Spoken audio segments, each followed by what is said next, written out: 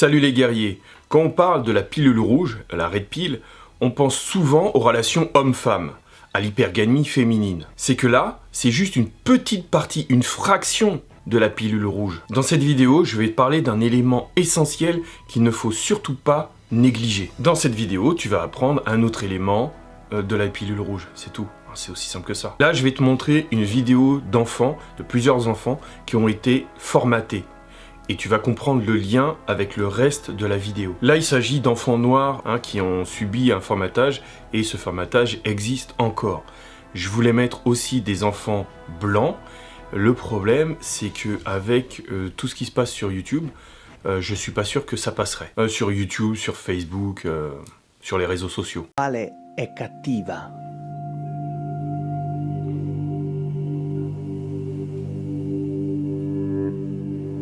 Qual è buona?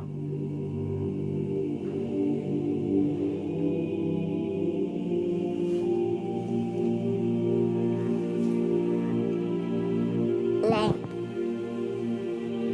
Perché è buona? perché ha gli occhi celesti.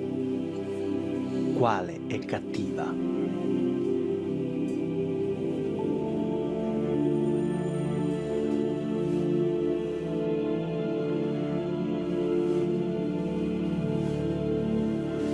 Perché è cattiva?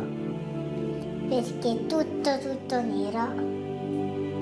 E qual è la bambola che ti somiglia di più?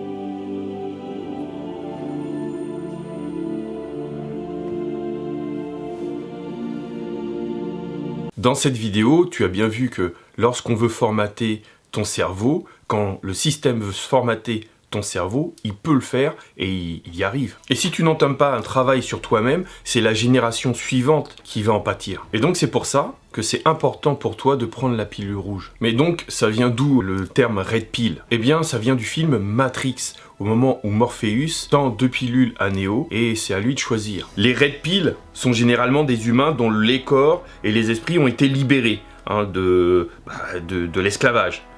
Mais les humains toujours connectés à la matrice peuvent également être conscients de sa réalité. Habituellement, les red pills rencontrent des anomalies ou des problèmes dans le système, tu vois à quoi je veux faire référence, ou peuvent se libérer des liens physiques en dépassant les limites humaines. Dans l'un ou l'autre cas, d'autres red pills les trouvent et offrent la liberté. Donc en fait, t'es éveillé, t'es réveillé par des gens qui ont eux-mêmes pris la red pill. En prenant la red pill, pour faire un petit parallèle, tu vas réaliser que la réalité qu'on te décrit, la réalité que dans les médias, par exemple, on te décrit, après avoir pris la red pill, après avoir pris les infos de gens qui t'ont fourni d'autres informations, après avoir écouté des exemples de personnes qui ne sont plus dans la matrice, dans le système, ta vision va changer. Et même s'il y en a qui ont pris la pilule rouge, ça n'empêche pas qu'il y en a un certain nombre qui vont reprendre la pilule bleue pour retourner dans la matrice, pour retourner dans le système, pour plus de confort, pour être conforme avec la réalité, parce qu'ils ont tout intérêt à rester dans la matrice. Et la partie red pill qui vient des relations homme-femme, elle vient surtout d'un documentaire faite par une féministe qui s'appelle Red Pill. Et cette femme a fait un documentaire sur le mouvement du droit des hommes, le MRA, le mouvement de libération des hommes. Et c'est en faisant ce documentaire qu'elle remet en cause ses croyances. Et c'est après ça qu'elle s'est mise à défendre le droit des hommes. Parce que en fait, beaucoup de choses que racontait l'autre camp, pour pas prononcer leur nom, étaient bidons. Et comme je l'ai dit dans une autre vidéo, c'est beaucoup plus complexe que ça. Il y a que le méchant et le gentil. Et c'est pour ça qu'on entend souvent parler de red pill, c'est souvent lié à ce film-là. Les mecs qui te parlent de red pill, parlent souvent de relations homme-femme, c'est suite à ce film. Donc ils vont souvent te parler de mâle alpha, sauf que c'est un terme qu'ils ne devraient pas utiliser, parce qu'à la base, c'est une étude sur les singes pour montrer qu'il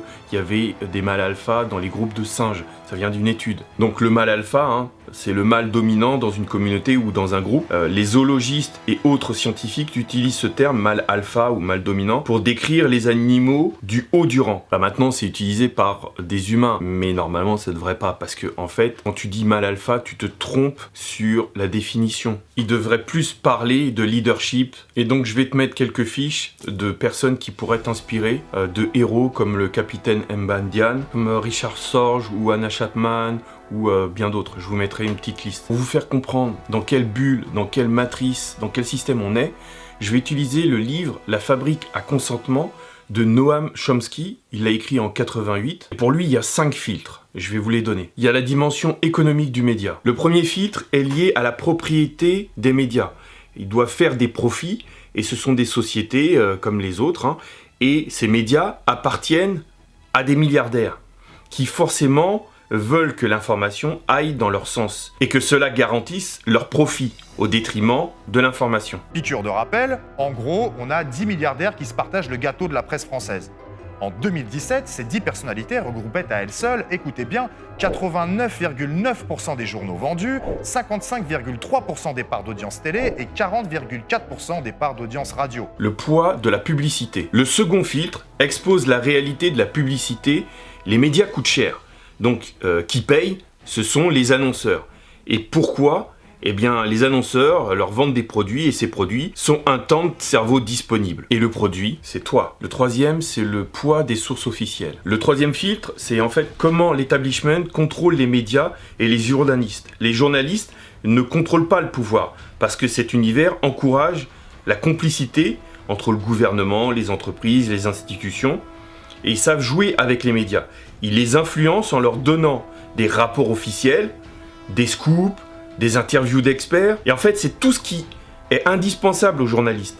Ceux qui écrivent sur le pouvoir et ceux qui sont au pouvoir sont dans le même univers. Par exemple, au niveau du pouvoir, je vais faire un parallèle entre la droite et la gauche, les politiciens de droite et de gauche. Les politiciens viennent des mêmes écoles. Avant même de se lancer en politique, ils viennent des mêmes écoles. Ils se connaissent déjà, ils sont dans le même moule avant même de se lancer. Ils sont déjà dans le système. Ils vont pas se nuire entre eux parce qu'ils aiment leurs privilèges. Et du coup, ils se tiennent les uns les autres. La pression des diverses organisations. Si un journaliste ou un journal va à contresens, un peu comme ce que tu peux voir sur Internet, hein, que ce soit en vidéo sur YouTube, sur Facebook, avec des blogs, ceux qui vont à contresens seront rejetés par le système. Et qu'ils soient journalistes ou lanceurs d'alerte, ils vont être rejetés et discrédités. Et au final, ils vont être jugés et complètement mis à l'écart. Donc au niveau même de l'audience, ils auront très peu d'audience. Et au final, il y a peu de chances que tu les écoutes. Et en fait, le système va détourner la conversation. Ils vont diviser pour régner sur certains sujets. Ils vont envoyer des leurres pour te distraire et pour avoir le consentement de tout le monde. Le cinquième, c'est le filtre idéologique de la société. Donc c'est le cinquième filtre.